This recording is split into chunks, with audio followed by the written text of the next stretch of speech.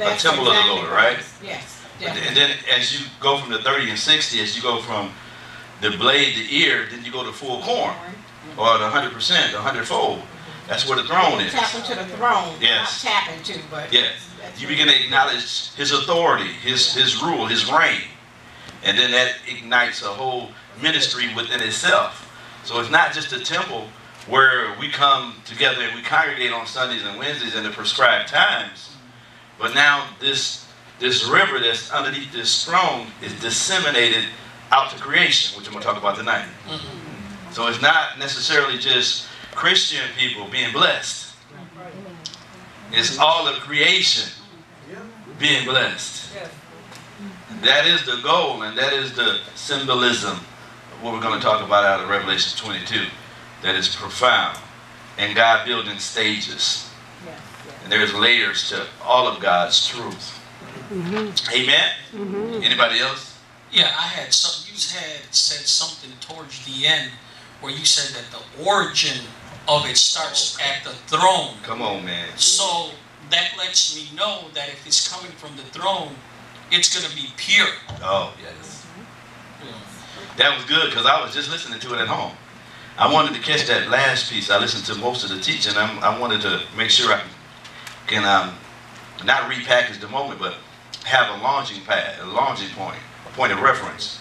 And that is important because we've not rightly given the due diligence to what the Lamb meant, or what the Lamb has symbolically represented to us, because it's the throne and the Lamb, and it's the dominion of the King. If there's a throne, that means there's a dominion, there's an authority there. Amen. And that throne is connected to Christ, you know. And the church, the reason why we haven't really extended the kingdom fully, because we've not understood the importance of having the throne established in us individually. So there is no corporate expression of his rule, because the lively stones that we are individually hasn't accepted his authority in our life. Therefore, we have a prevailing power that exists in the earth realm. How many know that? Now, if you look at the news, how many know there's some prevailing powers in the earth realm? We understand that the God of this world wants to blind the minds, but I'm talking about the terra firma. I'm talking about the complete earth. I'm not talking about the systems that be. There are some counterfeit systems, and religion has it. Religion itself, the arm of the flesh, doesn't have the power to bring transformation, because this is an external expression of power, but it has to come from within. It has to come from within the people. Amen. I know I'm getting a little ahead of myself, but I'm glad you guys are really getting excited about this, because this is it's a very, very important teaching, and we have to, somewhere along the line, allow it to minister to our hearts. I tell your neighbor, it's got to minister to your heart. Yeah, it has to. It has to minister to your heart. It has to. Last week, I didn't get a chance to mention something that I'm going to mention tonight, and it's actually the B clause. You know, you got the A clause and the B clause. It's the B clause to point number 2, which is the temple, which we are. And I want to just make sure I clarify a point that I left off in Revelation 7. So if you would go to Revelation 7. But how many know it's important that we understand corporately that as we join our faith as one, there is a greater manifestation of God's power. How many can agree with that? How many know that unification is a theme in scriptures? It is important for us to come into unification. It's important for the body, those that understand the kingdom. I mean, if you're in the church, you don't have to, you disenfranchised, you're fragmented in your approach, you're selfish many times. But when you get into the kingdom, you understand it's not me who lives, but Christ that lives in me. Amen? So we discussed this point. We talked about how it's coming out of the temple, and it's going to work a salvation in the earth. And I believe that it's going to bring a restoration that we can't keep to ourselves. Now, Revelation 7. I just believe in this hour, God is calling forth a corporate house that can flow out, that He can flow out of in order to bring healing to the nations. I believe the nations are looking for an answer, a solution. It's perplexed, it's distressed. Everything is hanging by, oh man, it's just, you can see the chaos is happening. And we're just one encounter or two from major chaos taking place, not only in this nation, but it's just abroad. I mean, there are some things going on anyway, but the nations are desiring to see something that they have no clue about. Now, I like the book of Revelation. We're going to spend a little time in this book. I like the first 8 verses to this chapter, chapter 7. It is the sealing of the 144,000. Jehovah's Witnesses think it's the 144,000 people that's going to have the right or deserve the right to live in a new world, in a utopia. It's not that. Then you got some futurists, historians that believe it's going to be physical, literal Jews, 144,000 all the tribes, because there's some tribes that are left out on purpose. So that it don't fit that bill either. 144,000 is a symbolic number, right?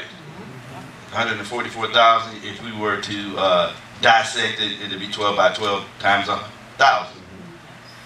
12 times 12 is 144. 12 and 12 is the double witness of government. Amen. 1,000 is always what? 100 is fullness. 1,000 is glory. Yeah. That's why the temple was 10 by 10 by 10. And the most holy place was 10 by 10 by 10. Tabernacle of Moses, which 10 times 10 times 10 is 1,000. That's why they say it's going to rule for 1,000 years. Doesn't mean a literal 1,000 years. At the end of the 1,000 years, God's going to say, okay, guys, it's up. It's a symbolic number. It's to me and other people of like precious faith, we believe it just speaks of people that have completely matured into the head and gone on from the outer court, the holy places, to the most holy place. In which I believe. Amen? And I can stand behind it because this whole book is not to be taken literal. We made it literal for centuries. It's not a literal book. Therefore, the 144,000 is not a literal number. It's a symbolic number. And the verses 9 to 17 is not what? Literal. It's what? Symbolic. Because, you know, when you get into this book, in Revelation 1 and 1, it lets you know it's the revelation of Jesus Christ. Bam! All lids, all lies, all falsehood is erased. So when I go over there now, I'm looking for Him. And we know where He shows up. He starts out in the candlestick. Am I right? Mm-hmm. He turned to see the voice to talk to Him. He turned. He was in the middle of the candlesticks, which means He's in the middle of the most holy. the holy place, right? Okay. After this, I beheld, and lo, a great multitude, which who? No man could number. Of what? All nations, kindreds, people, tongues, did what? Stood before the throne, and before who? The Lamb, clothed with what? White robes and palms in their hand. Palm branches. Amen? What is palms? What is the significance of, y'all? Who? Victory! Victory is mine. Victory is mine. No, I can't do it right now. But it sounded halfway decent. No, not too bad. Not too bad. Thanks for the thumbs up. Mark, give me a thumbs up. Amen. But palms were in their hands. And my wife was like, the palms in their hands. You find out, if you go through the Old Testament, palms is always connected to the Feast of Tabernacle. Amen. So, you know, it's going to be like the palm tree. You know, when you're in the house of God, that means you're going to. Anyway, palms were in their hands, so there was victory in their hands, in their service, clothed with white robes, clothed with white robes. Verse 10. That was a long verse.